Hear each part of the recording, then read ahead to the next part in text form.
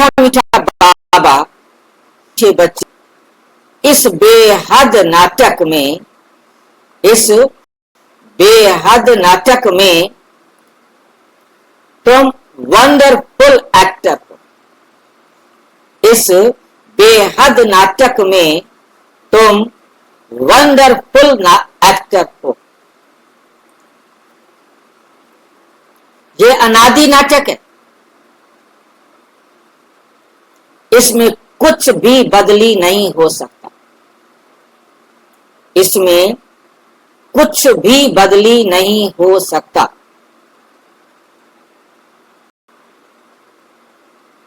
हम सब आत्माएं, परम आत्मा इस वंडरफुल नाटक में एक्टर हैं। परमात्मा भी एक्टर है और हम आत्माएं भी एक्टर हैं। स्क्रीन पर मुरली नहीं आ रही। हाँ, थोड़ा सा देख रहा हूं उसको। हम सभी आत्माएं एक्टर हैं और वंडरफुल बात है कि परमात्मा भी इस वर्ल्ड ड्रामा का एक्टर है और हम एक्टर एक्यूरेट अपना पार्ट बजाते हैं। और हम आत्माएं अनादि और अविनाशी हैं, तो हम आत्माओं का पिता परम आत्मा भी अजर, अमर, अविनाशी है।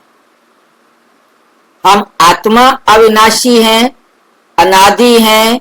हम आत्माओं का पिता परमात्मा अनादि और अविनाशी है, समय भी अविनाशी है और प्रकृति भी अविनाशी। तीनों अविनाशी ने मिलकर इस अविनाशी ड्रामा को बनाया है, जिसके कारण ये ड्रामा भी अनादि और अविनाशी है। ये याद रखने वाली बात है कि तीनों में से परमात्मा, आत्मा, समय और प्रकृति, इन तीनों में से किसी ने भी किसी दूसरे को नहीं बनाया। किसी ने भी किसी दूसरे को नहीं बनाया। आत्मा ने आत्मा को नहीं बनाया, प्रकृति को नहीं बनाया, समय को नहीं बनाया। संसार के किसी भी तत्व को परमात्मा ने नहीं बनाया, समय ने नहीं बनाया, प्रकृति ने भी नहीं बनाया। ये सब अनादि और अविनाशी हैं। इन तीनों से मिलकर के ये बना है वर्ल्ड ड्रामा। ये भी अनादि और अविनाशी। इन तीनों को बांधकर रखने वाला है समय।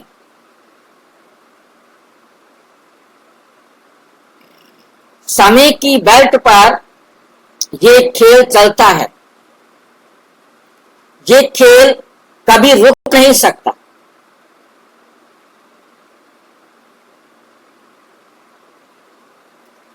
क्योंकि यूनिवर्सल लॉ है। साइंस भी इस बात को मानती है। न्यूटन ने उसे प्रूव करके समझाया था कि जो वस्तु चल रही है वो चलती रहेगी, उसे कोई रोक नहीं सकता जब तक कोई एक्सटर्नल फोर्स वर्क ना करे। और जो वस्तु रुकी हुई है वो रुकी रहेगी, वो चल नहीं सकती जब तक एक्सटर्नल फोर्स वर्क ना करे। परमात्मा ने भी इसी बात को आकर हमें समझाया। ये संसार अनादि काल से चला आ रहा है, अनंत काल तक चलता रहेगा। मैं भी इसे रोक नहीं सकता। मैं भी इस वर्ल्ड ड्रामा को रोक नहीं सकता। तीनों में से कोई नहीं रोक सकता और कोई बाहर इतना पावरफुल है नहीं जो इसको रोक सके।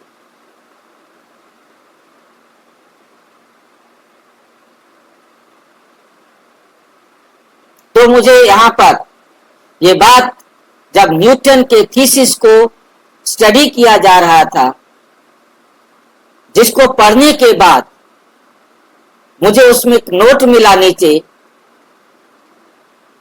जब उन्होंने न्यूटन से पूछा कि आपकी बात ठीक है, हमें जच रही है, हम इसको एक्सेप्ट करेंगे, परंतु हमारा एक प्रश्न है कि आखिर ये संसार चल रहा है तो इसको सबसे पहले किसने चलाया? किसने चलाया? इसका जवाब पूरी कमेटी में न्यूटन के पास किसी के पास नहीं था। इसको स्वीकार करते हुए उन्होंने नीचे नोट दिया कि God is the first mover. सबसे पहले इसे परमात्मा ने ही चलाया होगा। और वंडरफुल बात कि उसके 2-4 दिन बाद ही मुरली आती है जिसमें बाबा कहते हैं, मैं आकर ट्रिगर करता हूं। इस ड्रामा को जो गिरता जा रहा था, तमो प्रधान पतित बनता जा रहा था, मैं इसे चढ़ती कला की तरफ ट्रिगर करता हूं। मैं ही फर्स्ट मूवर हूं। वंडरफुल बात है कि मैं ही आकर इस संसार को सबसे पहले हर कल्प आकर गिरती हुई कला से चढ़ती हुई कला की तरफ करने का पार्ट बजाता हूं। और फिर लॉ है, मैं हर एक आत्मा को, ना केवल हर एक आत्मा को, बल्कि हर प्रकृति के तत्व को पवित्रता की चरम अवस्था तक पहुंचाने के निमित्त हूं। याद रखना, निमित्त शब्द है। परमात्मा भी हर कल्प आकर न केवल आत्माओं को, बल्कि प्रकृति के एक एक तत्व को, चाहे वो साइंस के हिसाब से 118 तत्व हैं, चाहे अध्यात्म के हिसाब से 5 तत्व है, सभी तत्वों को अपनी चरम अवस्था तक, जहां तक उन्होंने अपनी अवस्था प्राप्त करनी है, पवित्र बनना है, बनाने के निमित्त गाइड करता है, मार्गदर्शन करता है। मार्गदर्शन हम आत्माओं को करता है, हम आत्माएं आगे निमित्त बनती हैं सारे विश्व को उस अवस्था तक पहुंचाने के लिए।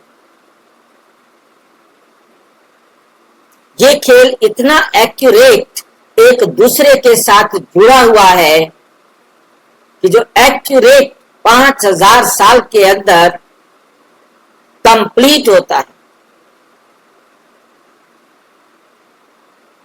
और कंप्लीट होने के साथ ये नाटक लूप पर चलता है।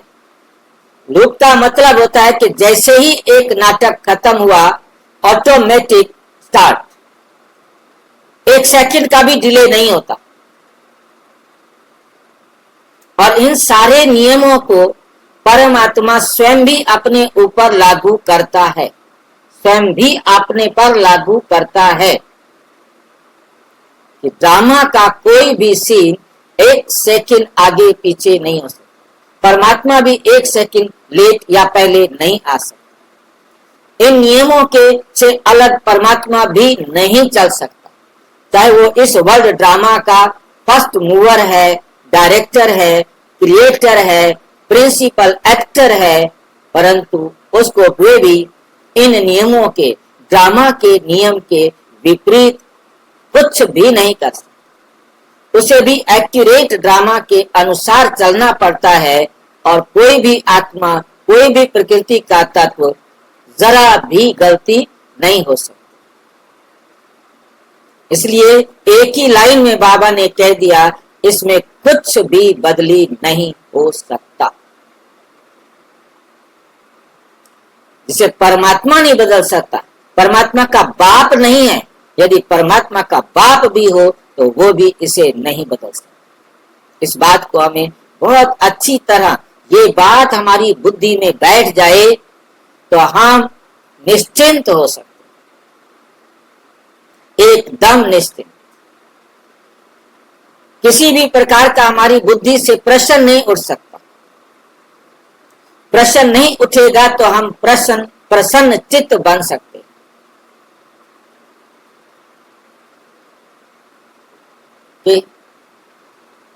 ओम शांति। आज की मुरली का प्रश्न, बुद्धिवान दूरादेशी बच्चे ही किस गुह्य राज को समझ सकते हैं? जो बुद्धिवान हैं, दूरादेशी बच्चे, बुद्धिवान हैं, दूरादेशी बच्चे हैं, वो किस राज को समझ सकते हैं? उत्तर, मूल वतन से लेकर सारे ड्रामा के आदि मध्य अंत का जो गुह्य राज है वह दूरादेशी बच्चे ही समझ सकते। बीज और झाड़ का सारा ज्ञान उनकी बुद्धि में है, बुद्धि में रहता है। वो जानते हैं इस बेहद के नाटक आत्मा रूपी एक्टर जो ये चोला पहनकर पाठ बजा रही है, इसे सतयुग से लेकर कलयुग तक